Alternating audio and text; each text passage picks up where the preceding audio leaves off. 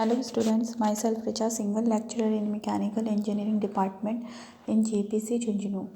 आज हम automobile engineering के topic dry and wet clutch के बारे में पढ़ेंगे। जैसे कि हमने लास्ट लेक्चर में देखा है कि क्लच क्या होता है। क्लच एक मैकेनिज्म है जो इंजन को ट्रांसमिशन सिस्टम के साथ एंगेज और डिसएंगेज करने का काम करता है। जब हमें पावर की रिक्वायरमेंट होती है तो हम क्लच के थ्रू इंजन से इसे प्राप्त कर सकते हैं, और जब हमें रिक्वायरमेंट नहीं होती है ट्रांसमिशन सिस्टम में तो हम डिसएंगेज करके क्लच को पावर सप्लाई है वो स्टॉप कर सकते हैं। तो बेसिकली क्लचेस हैं वो टू टाइप्स के होते हैं, friction clutches and fluid fly wheel. तो फ्रिक्शन क्लचेस भी हैं वो वेट और ड्राई दो टाइप के होते हैं। तो फ्रिक्शन क्लचेस हैं वो फ्रिक्शन के प्रिंसिपल पे वर्क करते हैं। जैसे कि दो सरफेसेस हैं वो दोनों आपस में कांटेक्ट में फ्रिक्शन के थ्रू लाई जाती हैं और दोनों आपस में रोटेट करने लग जाती हैं। तो फ्रिक्शन क्लचेस है वो ड्राई और वेट टू टाइप्स के हो गए। तो अब ड्राई क्लच और वेट क्लच में क्या डिफरेंस होता है तो वो हम देखते हैं। एक टेबल है ड्राई क्लच और वेट क्लच की। जैसे कि नाम से पता चल रहा है, ड्राई मतलब जिसमें लुब्रिकेशन नहीं किया हुआ, वेट मतलब जिसमें ऑयल के थ्रू लुब्रिकेशन किया होता है। अब जो दो सरफेसेस है दोनों के बीच में फ्रिक्शन है, तो जब हम उसे लुब्रिकेट कर देंगे तो फ्रिक्शन है वो कम हो जाएगा। वेट क्लच इसी प्रिंसिपल पे काम करता है। तो जैसे कि हम पॉइंट वाइज देखते हैं। डिस्क्रिप्शन, ड्राई क्लच क्या होता है, lubrication is not applied here and hence the torque transmitting of these clutches is better. अब जब दो सर्फेसेस के बीच में लुब्रिकेशन नहीं किया गया है तो टॉर्क ट्रांसमिशन है वो इसमें बेटर होगा। जबकि वेट क्लच में क्या होता है, लुब्रिकेंट अप्लाई किया जाता है तो dissipate the heat from the frictional surfaces in contact. जो दोनों फ्रिक्शनल सर्फेसेस आपस में जो कॉन्टैक्ट में उनके बीच में लुब्रिकेंट यूज़ किया जाता है तो जो टॉर्क ट्रांसमिटिंग कैपेसिटी होती है वो स्लाइटली रिड्यूस हो जाती है due to decreased coefficient of friction. क्योंकि अब कोफिशिएंट ऑफ फ्रिक्शन है वो रिड्यूस हो गया क्योंकि हमने लुब्रिकेंट अप्लाई कर दिया, तो उसकी वजह से टॉर्क ट्रांसमिटिंग कैपेसिटी है वो भी थोड़ी कम हो जाती है। नेक्स्ट है टाइप ऑफ प्लेट।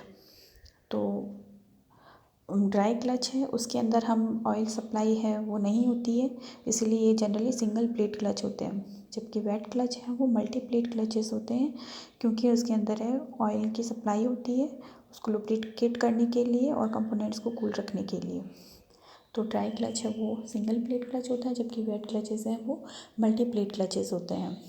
अब यूज़, अकॉर्डिंग टू यूज़ हम देखते हैं। जो ड्राई क्लचेस हैं वो वहाँ यूज़ किए जाते हैं जहाँ पे लेस टॉर्क की सिचुएशंस होती हैं, जहाँ पे फ्रिक्शंस लेवल है वो लो होते हैं। अब जहाँ पे जो फ्रिक्शंस लेवल लो होंगे वहाँ आपस में दो सरफेसेस हैं वो फ्रिक्शन के थ्रू कॉन्टैक्ट में है तो ड्राई क्लच से काम चल जाएगा। जबकि जहाँ पे फ्रिक्शन की रिक्वायरमेंट्स ज़्यादा होती है, फ्रिक्शन लेवल हाई होते हैं और हाई टॉर्क सिचुएशंस होती हैं, वहाँ पे हम वेट क्लच यूज़ करते हैं।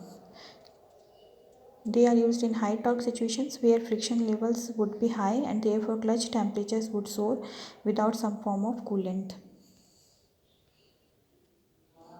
नेक्स्ट पॉइंट है नॉइज़ लेवल। अब जैसे कि ड्राई क्लच है उसके अंदर फ्रिक्शन ज़्यादा होता है तो नॉइज़ भी ज़्यादा होगा।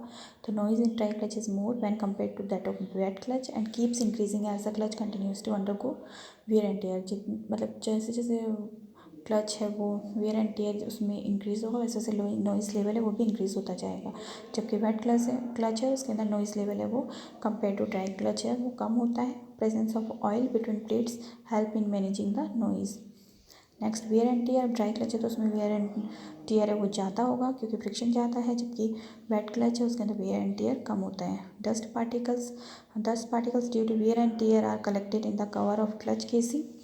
अब वियर और टीयर की वजह से जो डस्ट पार्टिकल्स हैं वो कवर है क्लच केसिंग का उसके अंदर कलेक्ट हो जाते हैं। जबकि वेट क्लच है उसके अंदर ऑयल फिल्टर लगा होता है तो वो जो डस्ट पार्टिकल्स है वो उसके थ्रू रिमूव हो जाता है।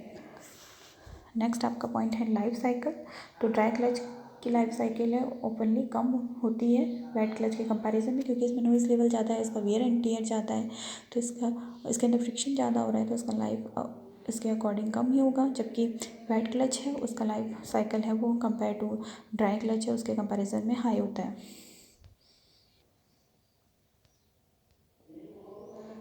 नेक्स्ट पॉइंट आता है आपका मेंटेनेंस रिक्वायरमेंट एंड कोस्ट।